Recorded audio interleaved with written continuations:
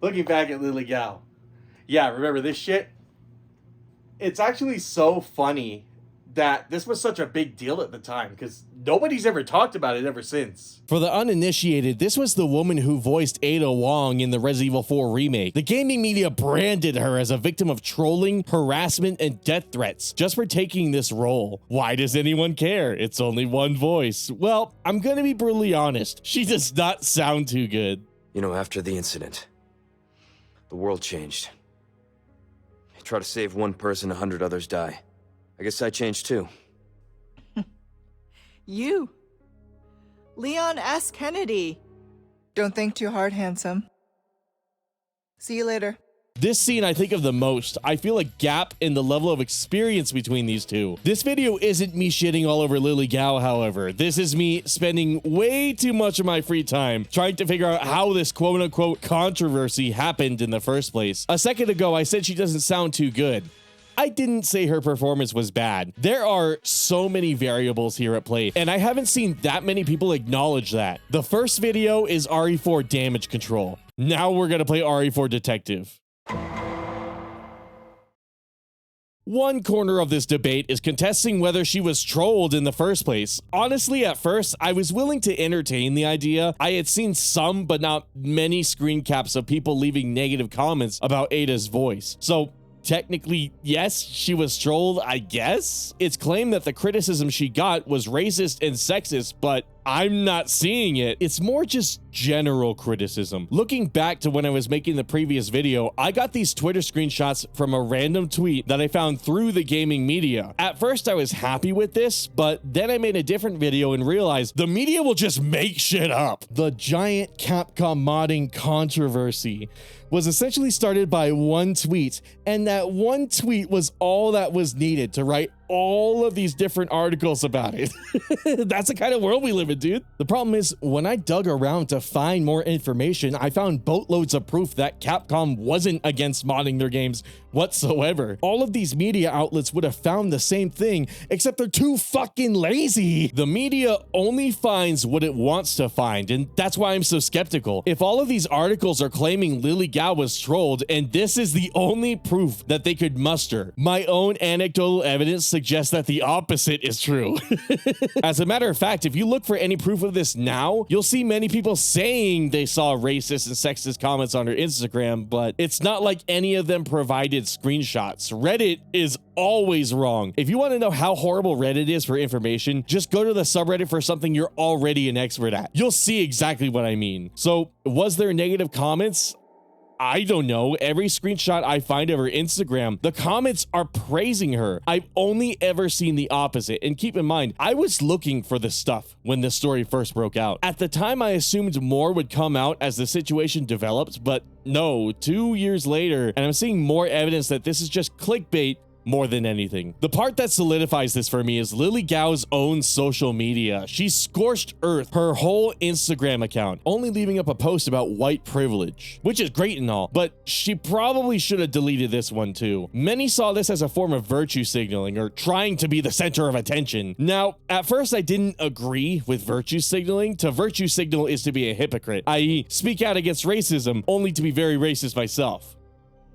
Which I am, by the way. Never throw a sticky grenade at me in Halo 2. I will scream some shit. Look, anyways, this first post wasn't that huge a deal. I didn't understand the virtue signaling claims. Until I saw what she posted afterwards. And that's this post she made about being the first Asian actor to play Ada Wong. Now, I don't have any problems with this post. I think diversity in the workplace is a really good thing. The problem is some of the shit she said in this. Being the first Asian actor to portray Ada in the Resident Evil video games, no you're not, is an honor, and I will forever be grateful to our producer and director for making the decision on authentic representation. It's unfortunate that with the game's release also came the all too familiar feeling of I don't belong. While criticism is expected, it's not the first time an actor of color faces racist and sexist harassment for simply participating. Inauthentic casting perpetuates an unhealthy image that further dehumanizes the community they seek to reflect. It is time that we stop only capitalizing on the sexualized, eroticized, and mysterious Asian woman, and make space to honor every kind of Asian woman. My Ada is a survivor. She is kind, just, intelligent, and funny. She is unpredictable, resilient, and absolutely not a stereotype. Lily Gao. Oh my fucking god. The problem here, man, is she describes all of her other predecessors as inauthentic because of this. That's the part that really gets to me. Who the fuck are you, Lily, to judge all of your other predecessors based solely on the fact that they are not Asian like you? That's virtue signaling. That's fucking racist, Lily.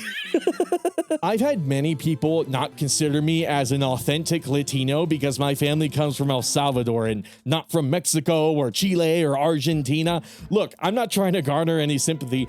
I'm just surprised it's Lily pulling this shit, given that I know for a fact that Asian people experience this too. And on the topic of authenticity, her more authentic Ada Wong is very cold, distant, bossy, kind of bitchy. Isn't that the stereotype for older Asian women? The more stuff I find about this, the harder and harder it is for me to agree with all of her sycophants in her Instagram comments. It's hard for me to take her seriously when she talks about racism and sexism when she's being fucking racist and sexist. Looking at the full picture, this entire controversy seems very manufactured, almost as if it was premeditated, as if Lily Gao knew her voice didn't sound the greatest and wanted to garner more sympathy than criticism. After all, Lily is where this story originates from. And looking back even more, why did she delete her Instagram? The irony is her authentic Ada Wong that she played would have just ignored all of this and focused on what was actually important. Instead, Lily turned it into a publicity stunt, presumably to either get something out of it or maybe to defend herself from something that she saw coming from a mile away. So all this leads me to two conclusions. Ada Wong's butchered voice isn't Lily's fault and she just doesn't want to take accountability for doing a shit job, or is it someone else's fault and she's just trying to cover her reputation? The truth of the matter is, we don't know. Without speaking to Lily and the voice director and the person who mastered all of the vocal audio, who can really say, without hearing the raw, uncompressed, unequalized, untouched audio? It's difficult to say for sure, so I'm gonna give it an educated guess. I believe multiple people were not doing their job. A part of me has to assume that if Lily didn't have the attitude to give it her all, the voice director, let's just call him Mike would just write it off as unusable. Maybe even pitch to Capcom USA to switch her out for a different actor, because after all, if Lily sounds bored and like she just wants to go home, that reflects poorly on Mike, not Lily. It's also possible they changed the way Ada talks to fit the more serious tone of the game. Maybe like Sonic Frontiers. You know how they made Sonic's voice deeper because it was a more serious game? It's possible that Mike thought Ada sounding sexier would betray the tone of the game. Or maybe Lily suggested this, completely unaware of furthering a different stereotype about Asian women. Or maybe the both of them are just stressed and exhausted. They're working long hours, so Mike says, fuck it, let's just ship it to Kyle. So they give it to Kyle, and then Kyle takes a look at it, and he's like, what the actual fuck, Mike? Or maybe Kyle is the problem. Audio processing changes everything, and when it's done poorly, the whole thing gets thrown off. I'm gonna ruin some movies you've probably seen by fucking the shit out of the audio. See if you can still feel the same emotional connection.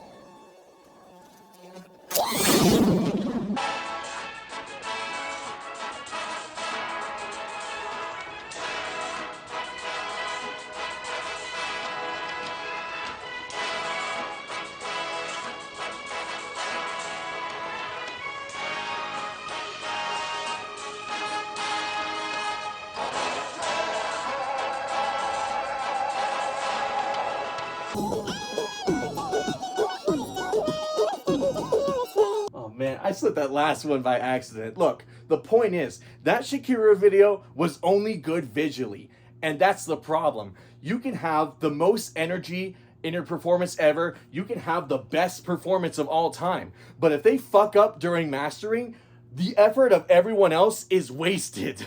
And that just begs the question, how did no one catch this? If it's so obvious that something went wrong with the audio, someone must have not cared and just given it the okay. With the crazy amount of money that they spent on this game, there is zero way that they were willing to settle for this, unless they were forced to. So no, it's not Lily's fault, it's a handful of people, plural. A plural where one person was maybe trolled. So tell you what, next time someone fucks up in a video game, don't point at the one person who might have not done their job. Think of the group who didn't do it, and think about why they didn't do it. TLDR, this entire situation is stupid, and I will never get the day or two it took to make this video back.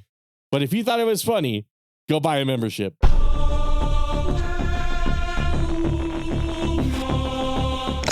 That's right, at the Golden Noodles, we're running a charity fundraiser to buy Capcom a new microphone. Yup, if you didn't know, Lily Gal brought her cat ear headphones to work and they captured the audio from that. Here's a list of people who think Wesker did 9/11. Hey Thunder Thighs, subscribe.